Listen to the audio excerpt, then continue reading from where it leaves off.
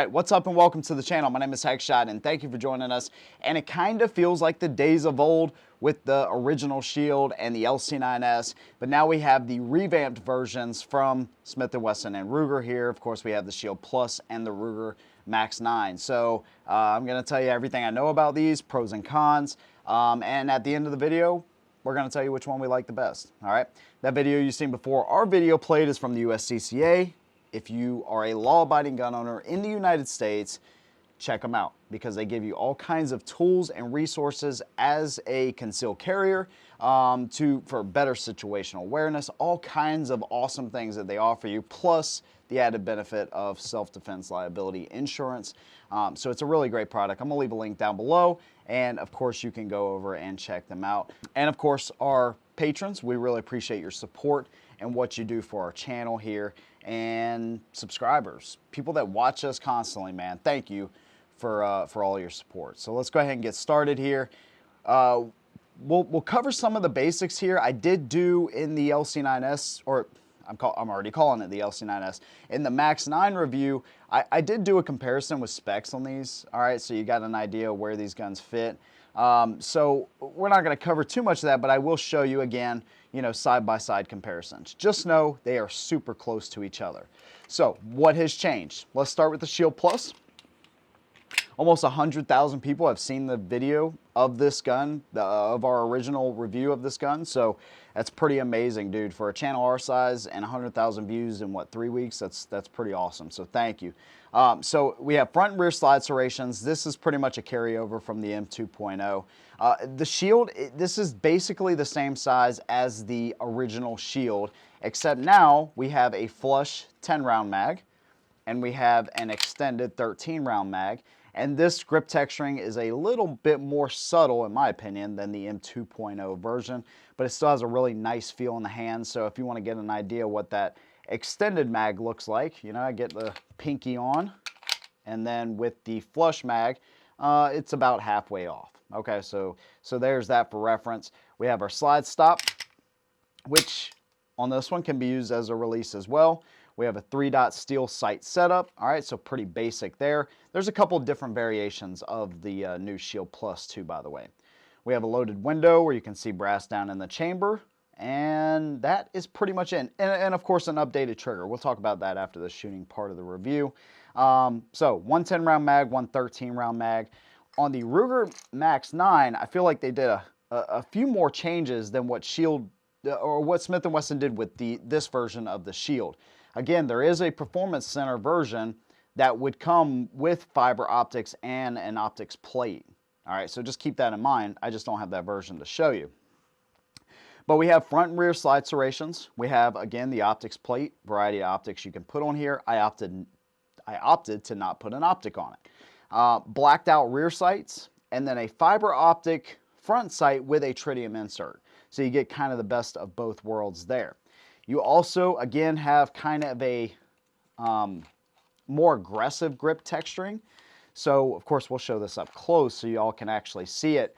But just to the touch, the Ruger feels a little, I don't know, the back strap on the Shield actually feels like it's a little bit more, a little bit grippier, a little bit sandpaper type feeling. I definitely get more whenever I hold these just back to back. I get more, can I say better purchase with the Shield Plus than I feel like I get with the Ruger. So, and I think that is because you can kind of look at these two and kind of tell that the Shield has a little bit wider grip in this area. So it kind of fills up the palm of my hand just a little bit more. But the texturing feels pretty much the same. This one actually feels a little bit more subtle to me. This one also comes with a 10-round base and then a 12-round extended. So you do get one more round out of the Smith & Wesson here. Magazine release right here, pretty standard. Looks like they may have extended it a little bit from the LC9S. And then again, we have a slide stop that can be worked as a release. Sights, we already talked about that. Viewport up top. So let's take a look at these size comparisons really quick. I've already gone over this a couple times, but we'll do it one more time here. So if we just do them slide to slide there, almost identical. If we look at just the widths, almost identical. And if we look at them on their backs, it makes you wonder, like, when these companies are coming up with a new design and R&D and all the things that go into this, it's like, I mean, obviously we have a baseline in the P365, but it's like, how do they come up so close to each other? I don't know. I think it's pretty amazing, right? So anyways, if we look at them like this, with the flush magazines, they're pretty much identical. Let's check out the extended. Again, the Smith & Wesson has a 13 round and the Ruger has a 12 round, and you see a little bit more difference there with the one extra round in the Smith & Wesson. All right, and then here's what this Max 9 actually looks like. Pinky's out. All right, yep, got it all on there. If I put in the flat base plate there, you can see I have a little more of my pinky hanging off. What does that mean? So basically, the idea is to get, especially with these newer carry guns, where the LC9S Pro had a 7-round mag, the Shield had a 7-round mag, flush mag. Now the idea is to get more capacity in the same size gun. But this grip is important because when you're carrying, especially concealed carry, which is what I mainly focus on, this is what you are trying to conceal under your shirt or wherever you're trying to conceal it. So this makes a huge difference in printing sake. So it's pretty amazing that they were able to keep these guns about the same size as the originals and still yet give you that many more rounds. That's pretty awesome. So there you go. There's that. One other thing that I wanted to show you, just to give you an idea where we are in this day and time. So back in the day, middle 90s, even in the early 2000s, the Glock 26 was kind of the standard in small polymer concealed carry guns. Fast forward to now, and this is a 10-round gun, by the way. It's a double stack magazine. Kind of unfair to compare it, but I just want to show you the advancements here that we're talking about and how awesome of an age we're living in to have this type of option and this type of option. So Glock 26 is still a great carry gun, by the way. So if we look at these slide to slide, the barrel length and stuff is not going to matter too much in concealed carry unless you're trying to carry a frickin' 8 or a 10-inch revolver. Then it might be a little uncomfortable. But right here, pretty good. Check out the width though. 10 rounds, 10 rounds. That profile right there is actually what pushes your pants out. All right, and all these little dimensions make a huge difference. I've said it a million times on the channel. This makes a huge difference. Look at that. And then if we look at them on their backs, this is where the Glock 26 still is impressive, but you have to keep in mind, check that out, 10 rounds, 10 rounds, right? But you have to keep in mind that you have a double stack magazine. Check that out. You have a double stack magazine. So they're able to get more rounds into the gun, right? Because you have a wider magazine and the way the bullets sit in there. All right, so you have to compensate for that somewhere, which means you're going to get a wider grip. And that's where the huge benefit is. And of course, these guns are a little bit lighter than the Glock 26 as well. Actually, I don't know, what, 3 ounces? So it's not insignificant by any stretch. So there you go. Just want to show that. The old Glock 26, still kind of a staple, but it's slowly being phased out with these newer options. So we talked about build material and all that kind of stuff in the individual reviews. So you can go over and check those out because there will be some things I miss here that you can check out in those other videos. We kind of talked about how they feel in the hand. The Shield has always been on the bigger end of concealed carry, but with that, it gives you a more controllable, a better shooting experience generally, but it's also going to be just a little bit bigger. So that's something you're going to want to keep in mind. Let's say you're an older person. Let's say you have weaker dexterity in your hands for whatever reason that may be. Each gun has a significant amount of force. I don't think it's wild. I don't think it's like just crazy, but it's going to take a significant amount of force to get these guns charged because of the spring pressure and everything that goes into these smaller guns. Ruger Max 9, same type of deal. They feel very similar. These springs are pretty stiff. So if that's something that bothers you, you may want to go with like an EZ or something, you know what I mean? But anyways, yeah, both guns, for what they are, they actually feel and function pretty dang comfortably, and I think they shoot really good too. So let's hit the range. Let's show you how they did there compared to each other, and then when we come back, we'll show you the triggers and give you pros and cons and which one I like the best. See you soon.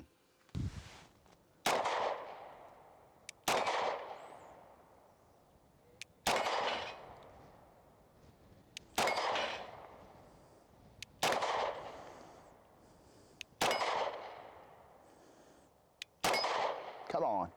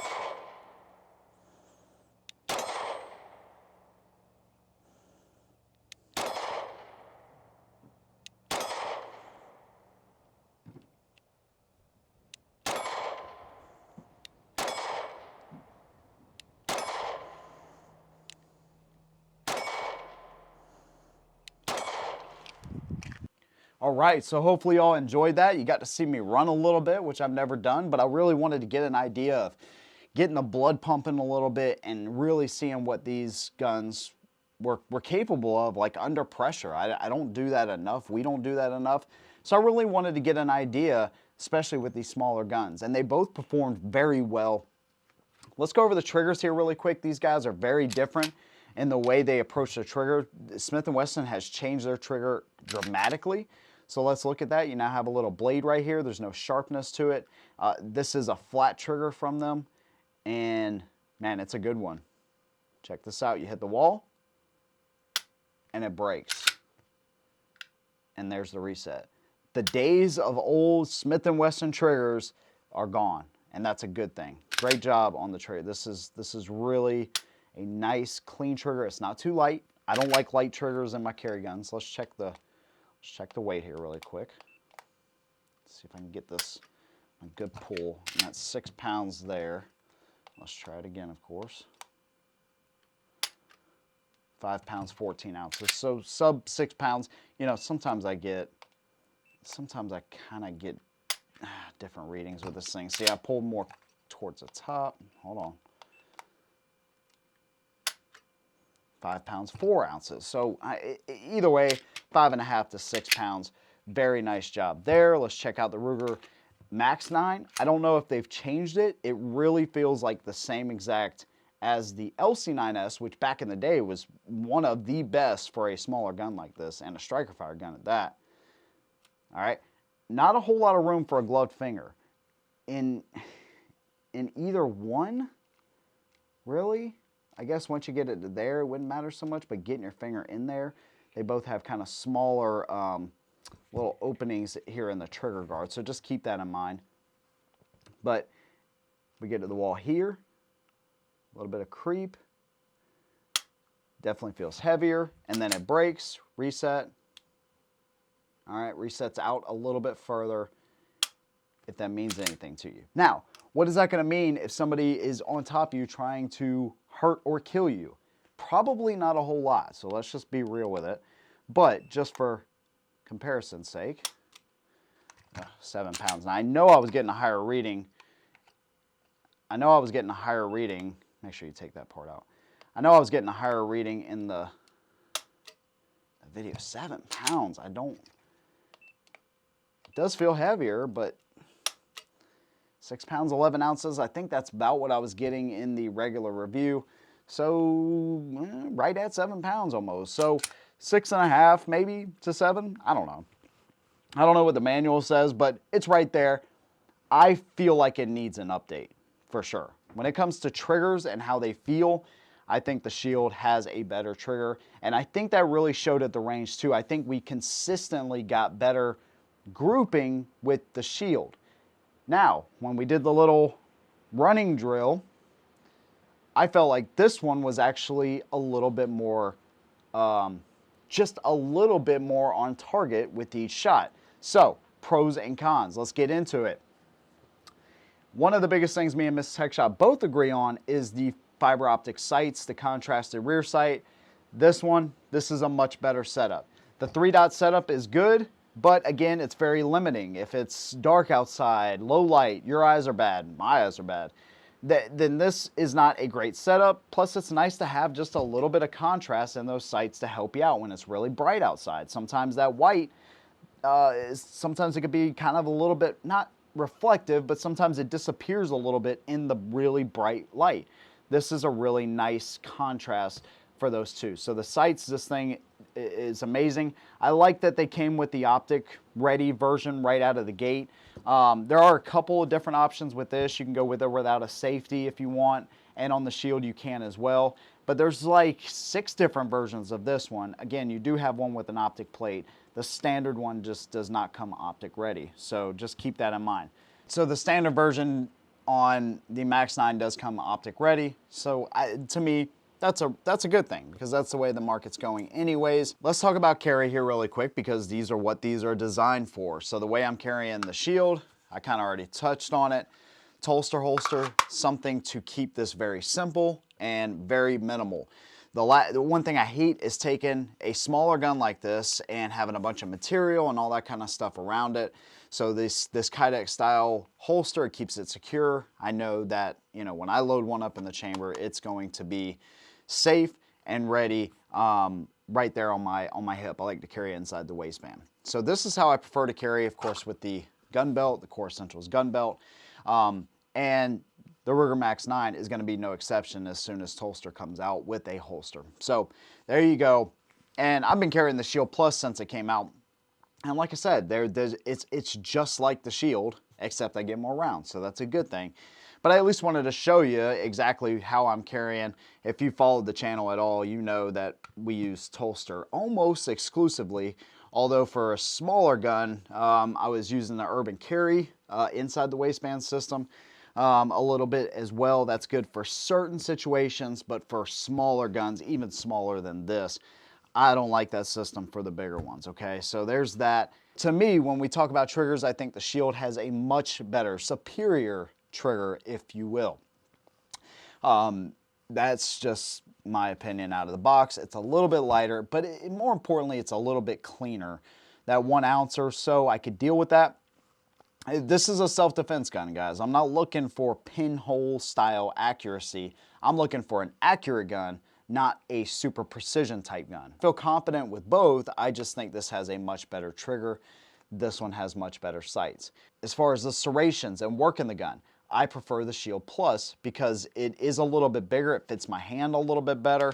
And just working the gun, it feels like a bigger gun. Whereas the Max 9, to me, because again, you kind of lose, you don't have a backstrap option for either. So you're stuck with what you got. This is what you got right here. And this is just a little bit skinnier, so I do notice quite a bit of difference whenever I hold this one compared to this one. This one just feels like it fits the hand a little bit better. Feels a little bit bigger while still maintaining about the same size as the Ruger Max 9, okay?